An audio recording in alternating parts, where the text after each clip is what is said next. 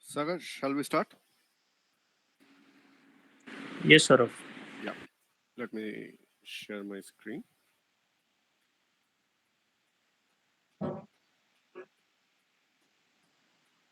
Okay. Uh, I hope everyone can see my screen. So what today we are going to cover is we are going to cover how we generate the beams, right? So till last day we did the foundations and the columns. So today we will be seeing like we have a similar situation like the beams over here, all of different dimensions done in CAD. So a little bit regarding the file. So they're on a particular layer which has the wall structure and beam like this. Okay, and the depth of the beam is given as a text over here. So this is a text in the same layer. Okay, so let's switch on to Dynamo and see what we are planning to achieve. Yep.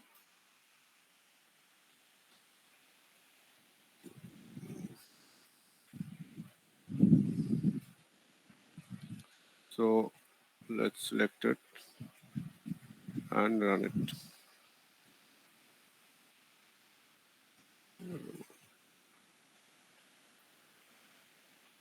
Once again, why did this? Oh, sorry.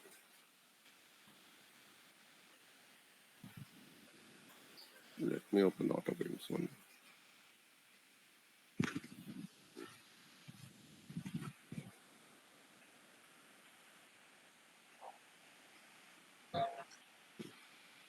So we have the scenario over here, auto beams. We select this.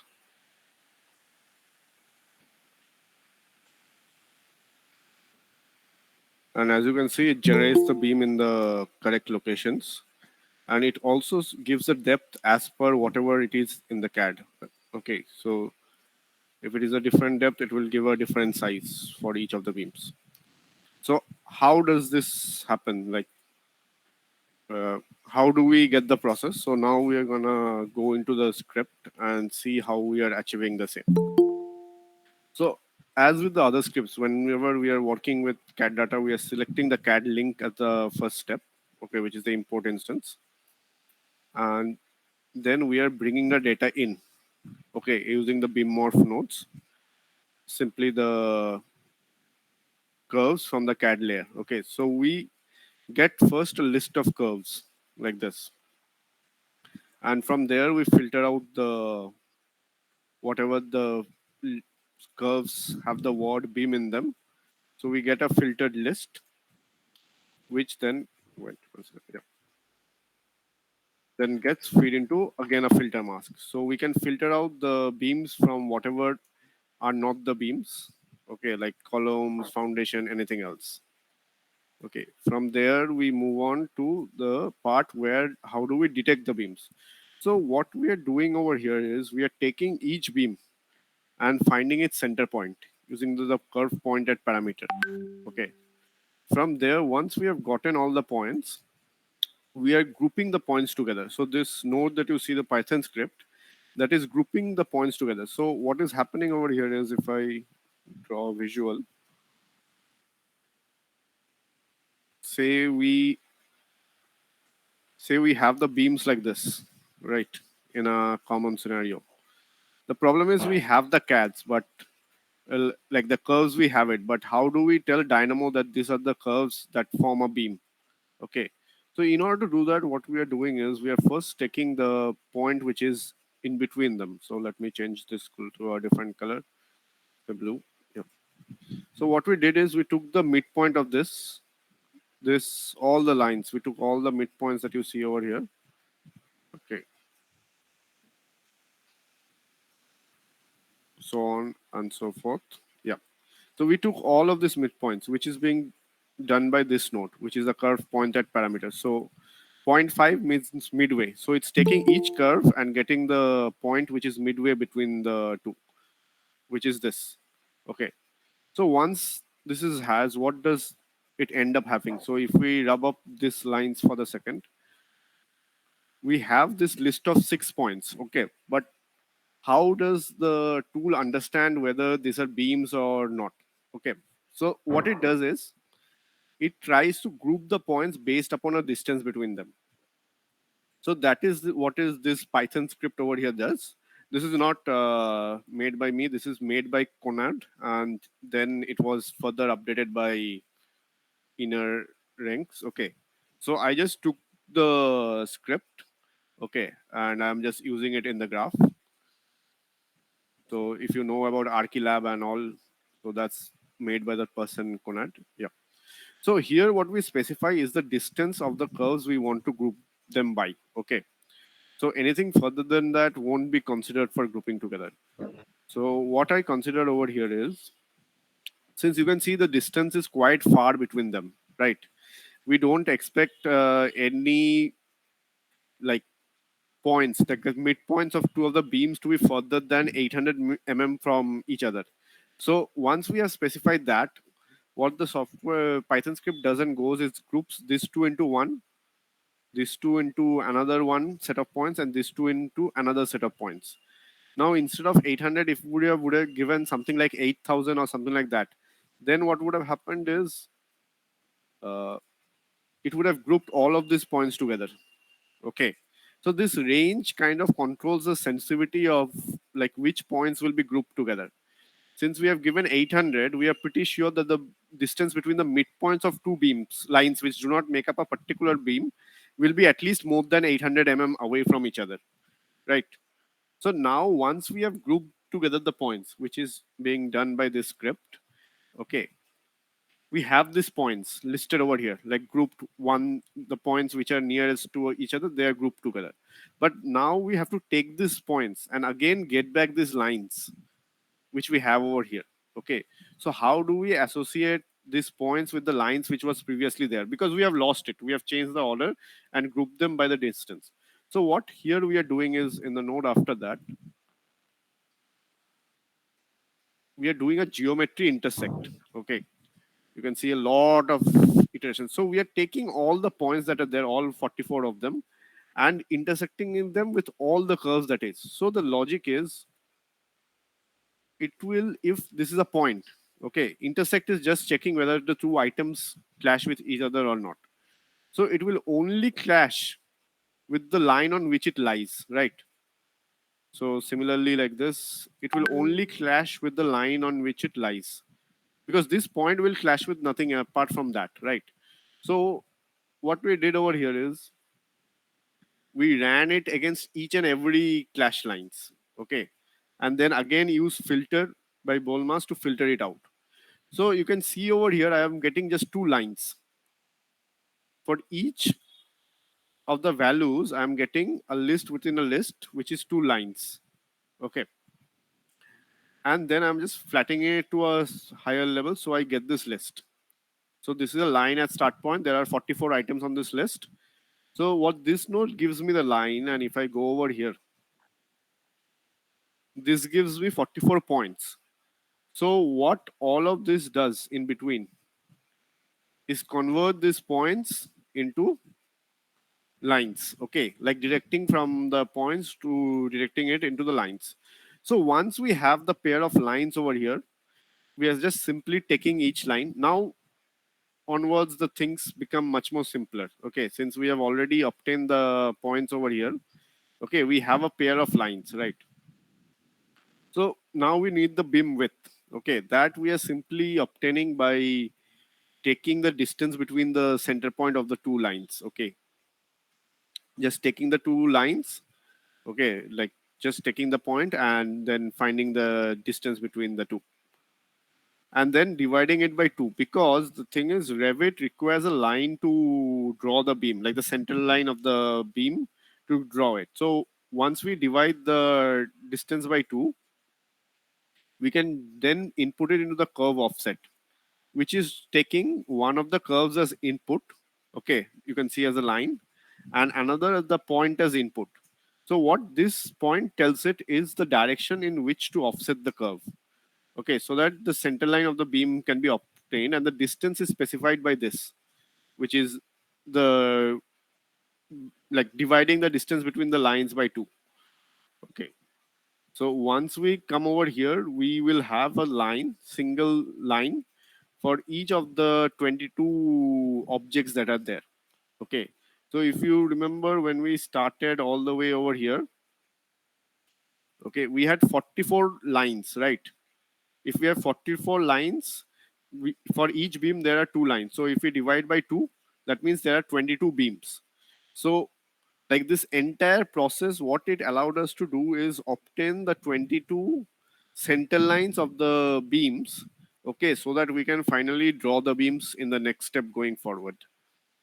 Okay, so what we have obtained is, since we had the point like this, what we told the tool to do is take any one of the lines. Say we are taking this line from this one, this line from this one, and this line from this one line, and say this line from this line, and then offset it in a particular direction. Okay, so we are offsetting it in the direction of this point, and this line in the direction of this point, like this, and this line in the direction of this point. So what this ensures is when we are offsetting it, it's not being the line is not being created somewhere over here.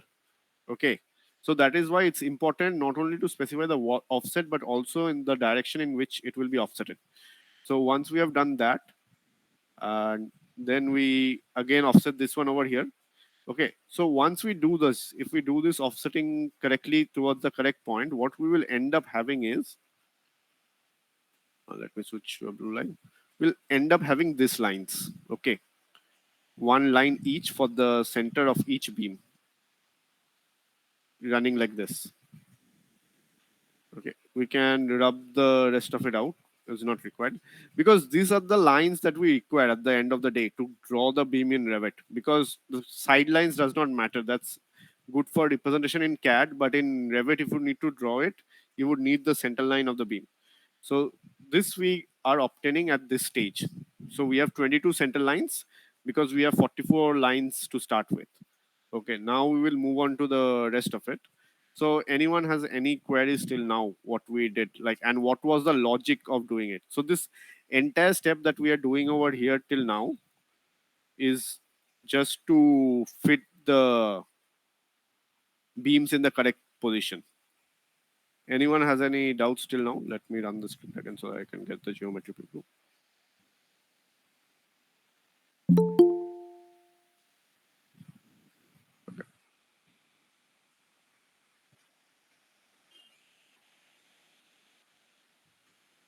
So this is what I am obtaining at this step. Okay. So these are all the lines you can see. Okay. And if I just switch and show you what was initially there.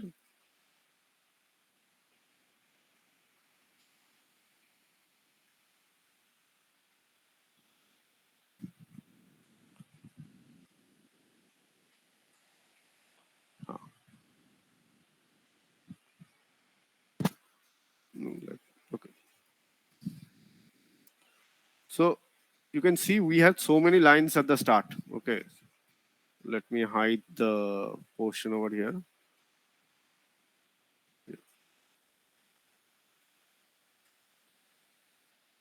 So this is the lines that came from CAD, but we cannot work with this. So what we did is we filtered things out to obtain only the lines which belong to the beams first,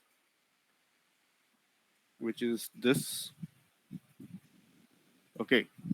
So, but even this itself is not workable because you cannot draw a line in Revit, like a beam in Revit referencing these lines. Okay. So from here, the goal was to go and get the center line of each of the beams, which is this, the final output we have for this. Mm. So this is the center line of each of the beams that was there created over here. Okay. So all of this thing just to obtain the center line of the beam. Yeah. Now moving on to the next part.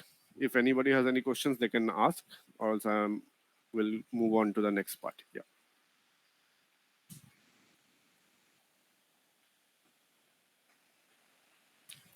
Okay. Uh, so the next part starts with the collecting the annotation information. Okay. So we are doing similar to something that we did with the columns and the foundations before. We are taking each of the text data from the Revit CAD file, sorry, yep, and then obtaining the text information, which is this, right? Simply obtaining the point in which it is located, and then we are taking the center point of each of the middle portion of the curves that we just obtained, like which are these curves over here, which are the center line of the beams, and then we are simply getting the point which is nearest to them. So you can see over here, this is a list of points which is nearest to them and their distance. That is not important. So that index we are taking, like the point which is nearest to the line one, and then we are getting the data, and then we are again just working with the whatever text we have over here. We are splitting it up using the strings to obtain the dimension. You can see over here, like this is similar to what we did with the beams before this, sorry, the foundations before this, just processing the string so that we can obtain the desired information, which is the 400 by 600 dimension in this case. Okay, so this continues. Yeah. This is just removing the bracket at the end. And all of this finally leads to getting the only unique beam sizes that we have in the project. So this is 400 by 600 and this. So this is important because the beam annotation, if we see, it has the beam mark in it as well. You can see the beam mark was in it as well.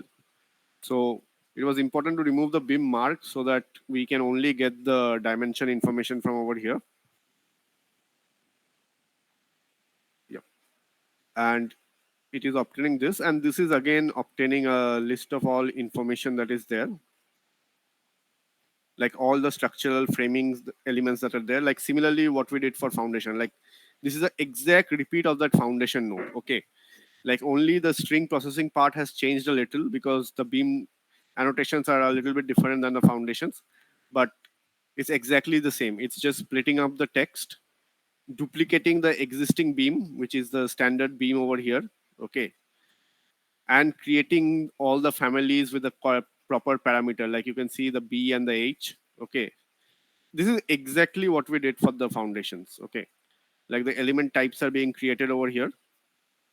Okay, and then the transaction is ending. Okay, so if we now go on to the third and the last node, which is again very similar to the foundation nodes, you can see we are collecting all the structural framing families and using the pass-through node to wait for this part to execute before we start. Okay, so this part again, if you have all the types of beams already created in your project before you are running the script, then you need not use this part. You can directly go from this part to this part over here. So this part is pretty simple. After that, we are obtaining the required families with the family name. Okay, see over here, and then we are checking it like for each beam, what will be the family to be used, like the index of that. Then get family at index, which is giving me like over here. I don't know why this is showing null, but I think yeah, these are all nulled out. Just let me go back and see. Okay.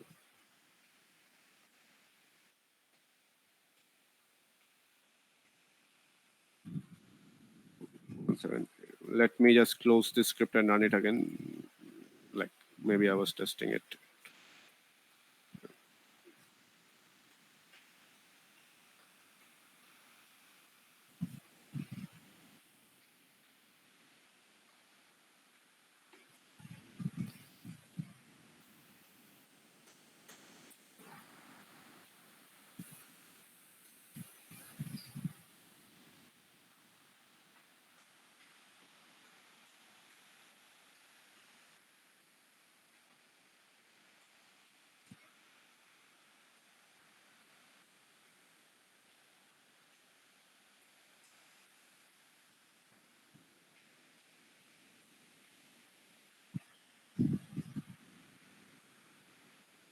Yeah. So now if we go back to this node over here, yeah, you can see it has taken the family types as inputs for each of the curves that we have. And all of that goes into this node, which is the structural family beam by curve. Here we simply specify the levels and the curve which to use. So before we use the curve, we use a curve pull onto plane.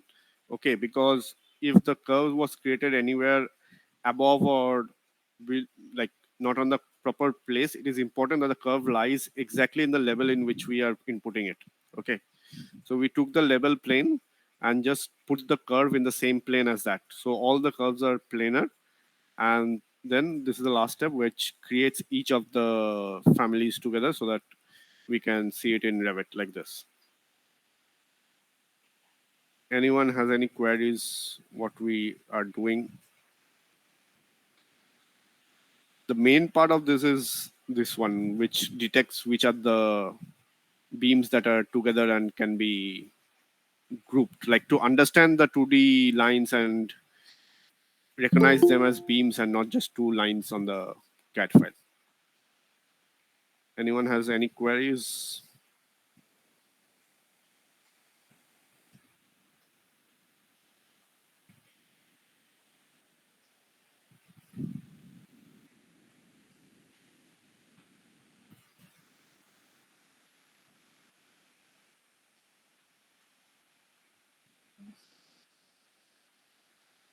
Are these scripts getting a little bit too complicated? Like explaining.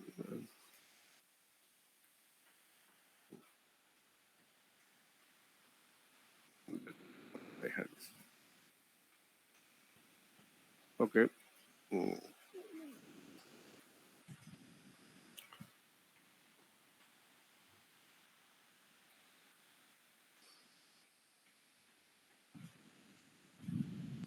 Okay. Then moving on to the next part of it.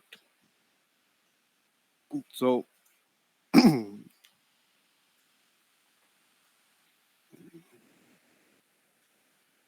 so now coming back and to the last part of it, which is the slabs, which we see over here. Let me generate the beam once.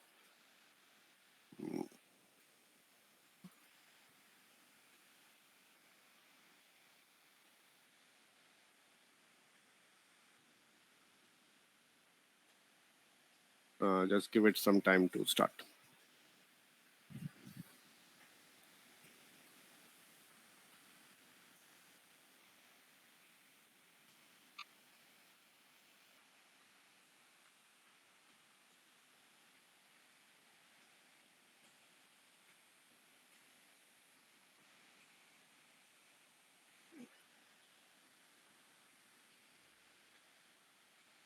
Yep.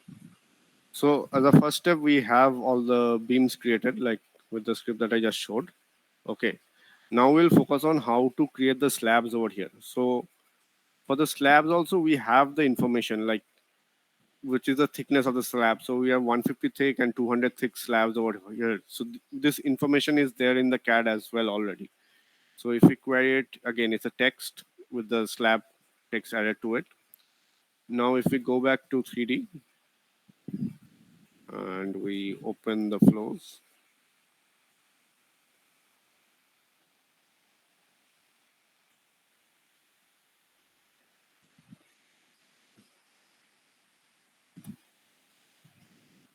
and we again we have to select the CAD file. Just 1 second, yeah.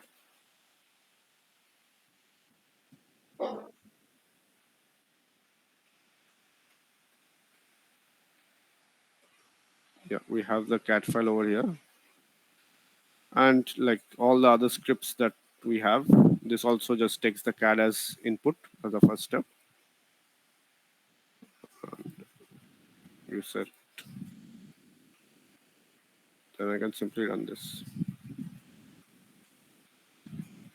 and you can see it has generated slab as each of the intersections over here. Okay, and the thickness varies. So some of them are 200 thick and some of them are 150 thick. Like whatever was there in the CAD, it has taken that information and created the slabs like this. Okay, so now let's get into the script. So this is also very similar to the scripts that we are working with till now. Like it is also starts with the import instance, and then it moves on to the geometry creation. Okay, first. So again, it has two parts: the geometry creations and the annotations. Okay, we'll cover the geometry creations first, and then move on to the annotations. So you can see, just similar to the beams, it is taking the layers which have the word beam in them, because that will give the outline for the slabs. Slabs won't be on a separate layer altogether, right? So all of this you're seeing is it's taking the beam lines. Okay, so let me show you what is here. I'm getting. Yeah. So this is the first output that we have. We have this bunch of lines over here. Okay. But you can see these lines have gaps, right? So that we don't want. We want the gaps to be gone, and there are this geometry errors. You can see it's overlapping like this and all. So, so what we are doing at the next step is we are extending all the lines in both direction, both the start and the end direction. We are expanding the lines. So if I go and switch this on now, okay, let me switch this off. Yeah. So you can see what we have simply done over here is we have simply extended the lines every on either direction. So the gaps are not there. There may be overlaps right now. Okay.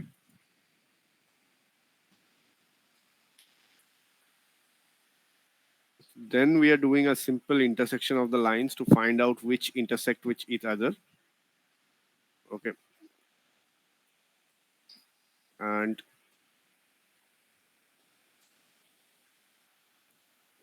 sorry. Yep. Once I let me ungroup this, it will be easier to work with, or else I can create into the group. Yep. So here we are pruning the duplicates points. Let me see. We intersected all of them. Okay, as a first step. Okay, and removed all of the things that were not lines. So if you see over here, what we'll get is, yes, you can see we have all of these points, which is the intersection points right now. You can see all of the intersection points we got.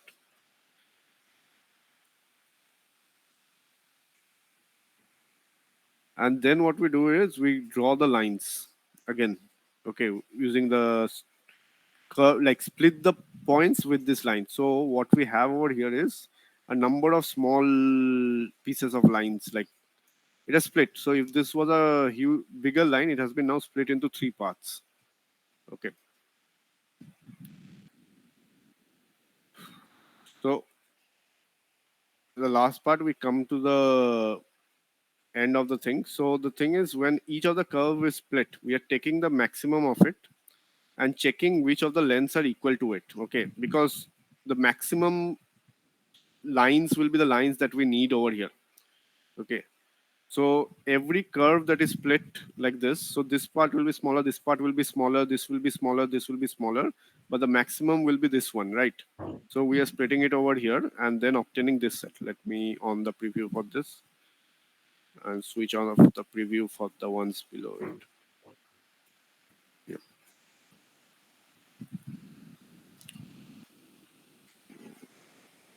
yeah. So now if you see, we have this, okay. So this looks very similar to what we started off with, okay. But if you see over here, let me just take a snap of what we see over here.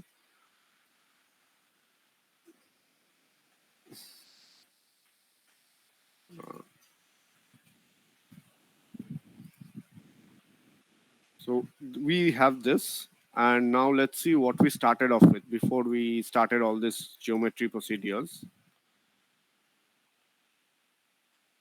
So let me switch this off.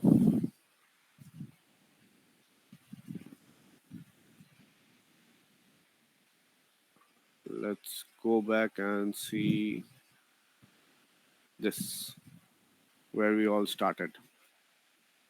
Okay. So if you see and compare this two, the differences are very minor, but they're important.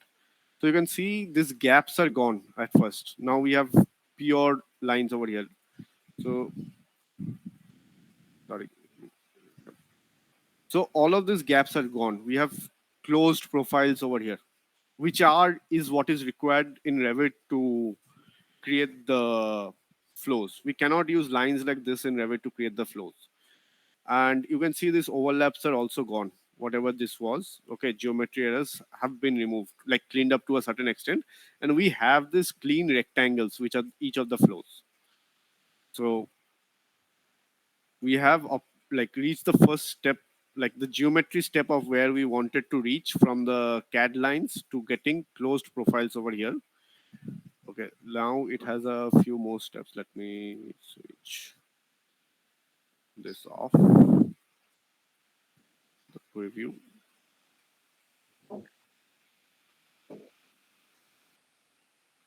Yeah, so not sorry, freeze. Yeah, so this we have the lines. Okay, so the next step we do is we join the curves and make it into a number of polycurves. Okay, so polycurves are nothing but joint curves. So all of these 4 lines get combined into a single curve. Okay. So what happens right now is the lines which are not joined to anything, you can see their curve number of curve it contains is 1, and the ones which are 4 means they are joined into a particular rectangle. Okay. So here we run a curve is closed node, which simply checks whether the start point, if we like travel like this along a curve, whether we go on a loop or whether like it's not closed, like it's an open-ended curve. Okay, because we only want the curves which are closed loop, which are all of this, right? So that is the filtering we carry out over here, and after that we create a surface. So if I preview it now,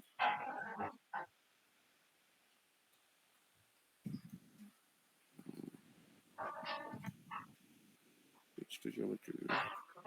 Yeah, so you can see we have created a surface for each of the nodes. And if I hide the previous part of this,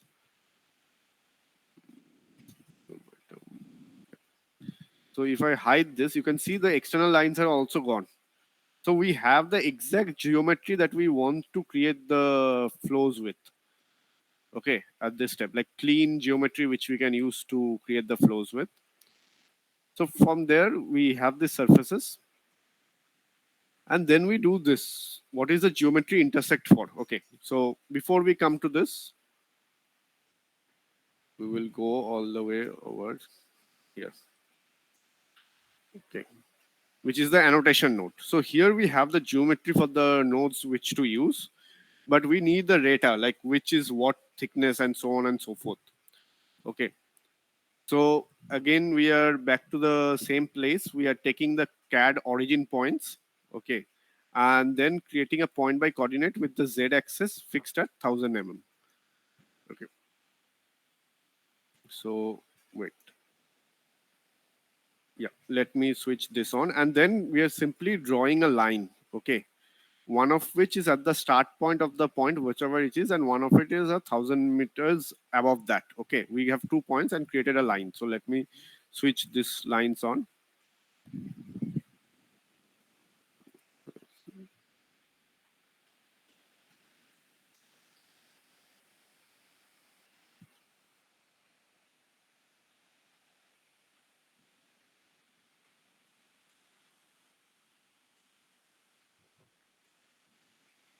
Yes, so you can see all of these lines are created. Okay, so all of this touch each of the surfaces like this over here, and this is again like what we did previously. Like this is generating the float types in case it is not there. Okay, like whatever text data it extracted from here, like splitting the string, if you remember, like S1, 150 thick.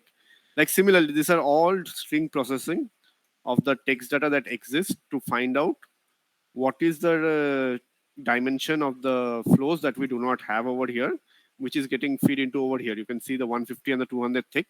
And this is doing the exact same process that the framing and the call foundation nodes did before this. It's creating those objects, okay, like element type duplicate. It's the exact same logic, okay, and then transaction ends, okay. So it creates those families and inputs them into the file. But what we are doing over here is, why did we draw these lines? We drew this line for each of the position of the text nodes so that we can run a clash between this and the surfaces to find out which nodes belong to which.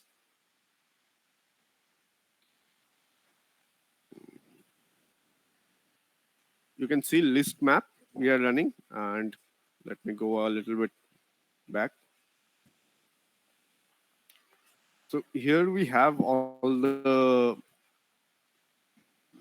second where yeah, so we run the geometry dot intersect, which is this, okay. You can see it's being learned with a list map function, okay, and the input is the list of those lines that you see here. So these are the lines, this is the input, okay. So what it is doing over here is, sorry, yeah, what is doing it over here is it's checking for each line what is the surface it intersects with, okay. So it knows which text, like which wall thickness to assign to which floor profile, okay. So once it has done this,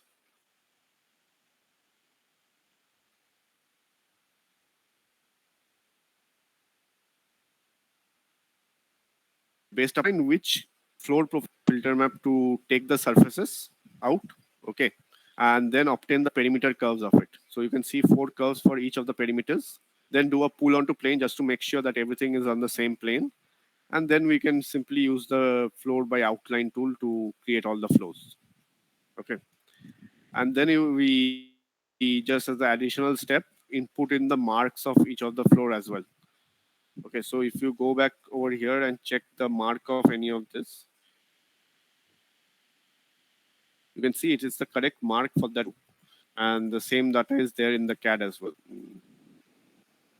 S1, S2. So like all of the three nodes are similar, kind of.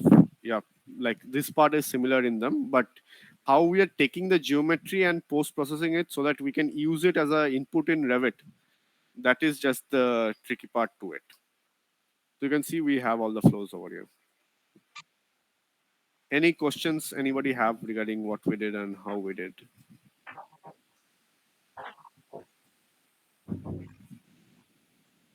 If not, that's all from our end for today. Uh, we will then end the session if nobody has any further questions.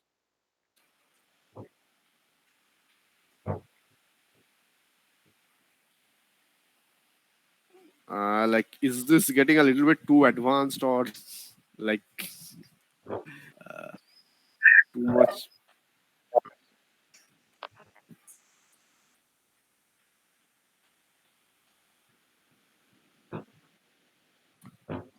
Yeah, if nobody has anything, Sagar, I think, yeah, Abid, yeah,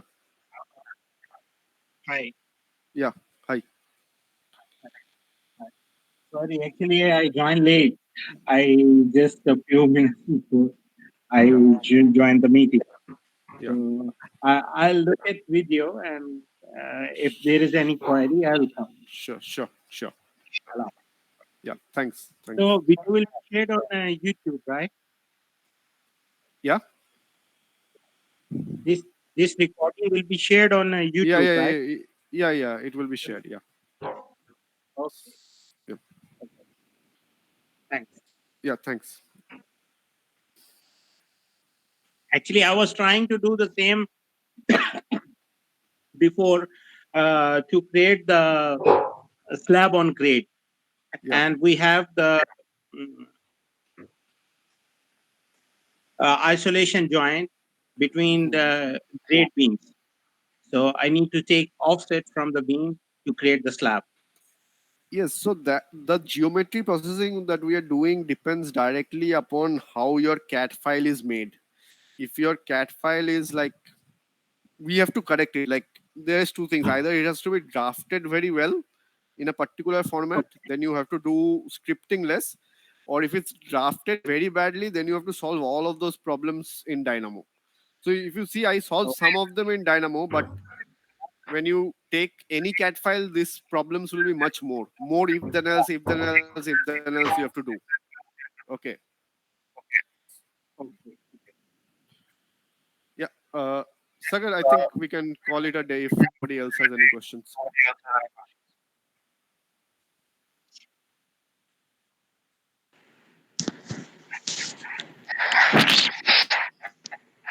Sir, can I get Yeah. previous session videos?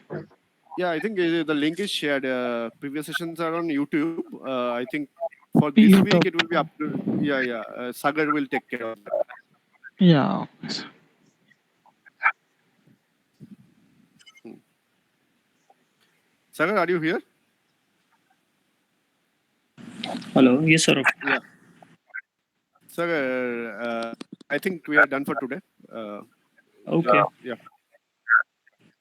Okay. Sorry, I was into another No, meeting. no, no, Yes. no issues. Yeah. Sure. Thanks. Thanks, everyone. Okay. Yeah. Thanks. Yeah.